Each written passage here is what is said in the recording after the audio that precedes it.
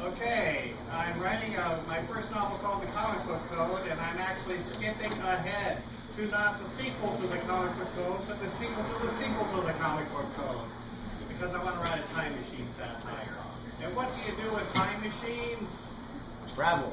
You destroy the world! I thought I'd do that in the beginning of my book.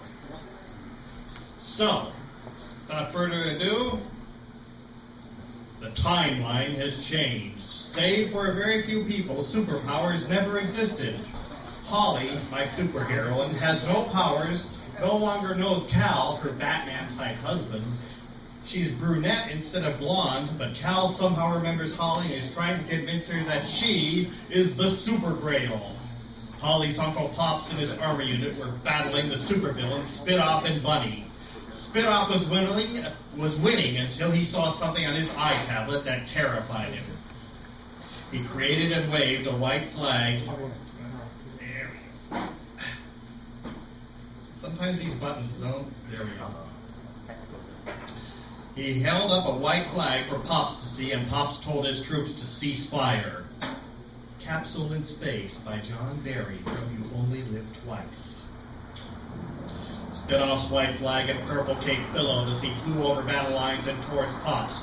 General, on Spit-Off's word of honor, he surrenders! Now check with Washington!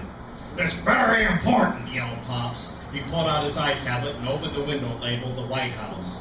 Behind the Oval Office desk, the president faced America and pointed his thumb over his shoulder, where rose garden and sky grew dark.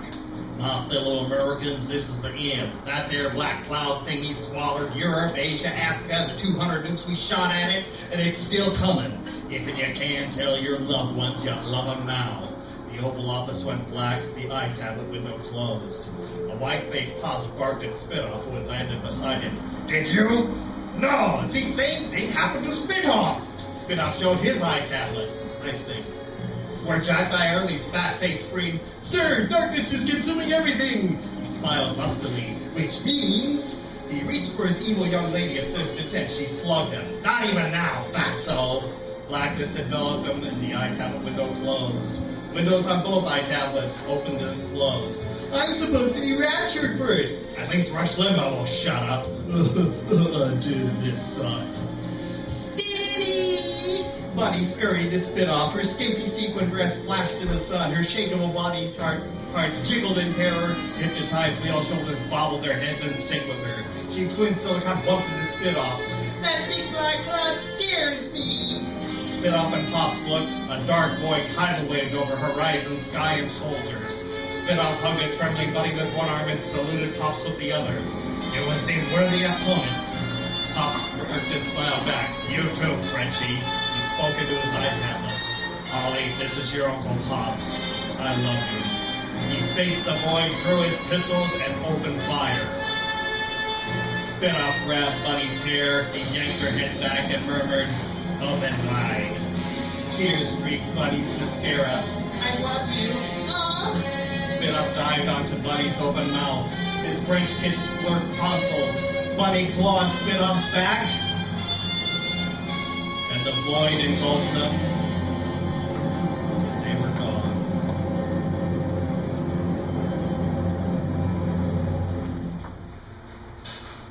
Now, I told you that one so I could tell you this one.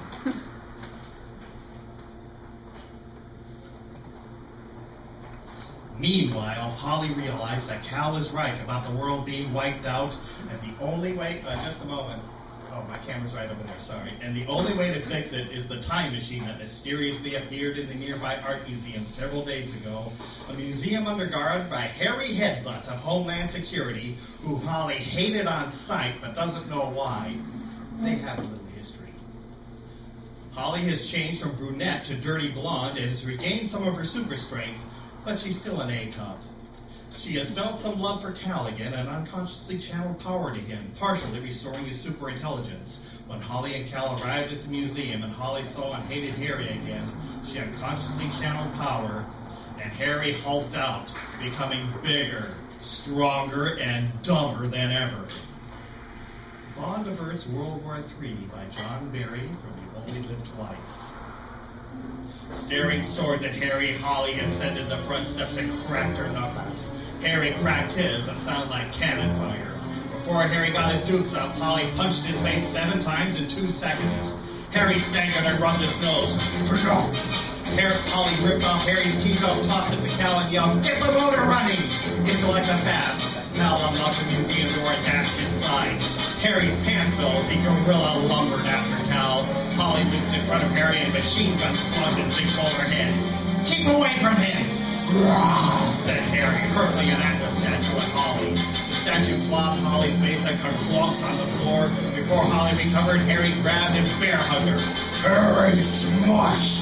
Holly weaved dirty words. Her ribs cracked and broke, and then healed.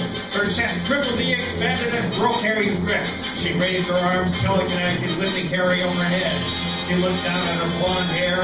"Who are you?" "I'm Holly Grail." She threw Harry through the museum roof and a half-mile beyond. "And your history." Holly gasped. Through the hole in the roof, she saw blackness swallowing sky and sunlight streaming through her hand. Holly flew past fading statues and paintings toward the still solid, phone-sized time machine. The museum dissolved. Her body faded. Her trajectory wobbled. Her swearing intensified. She re-solidified when she flew into the time machine's buffalo-sized interior. "Cal, go! Go! Cal!" Cal typed fast on the control panel. "I can't crack the password!" Cal monotoned. "Re-enter secret ID. Re-enter secret ID." Holly saw the time machine wall stay. Saw Cal type I pouring faster. Saw the control panel LEDs blinking in the shape of the Batman symbol. She shoved Cal aside and typed Bruce Wayne. ID accepted. The lever rose on the control panel. Holly pulled it. The time machine took flight. And it sounded kind of like this.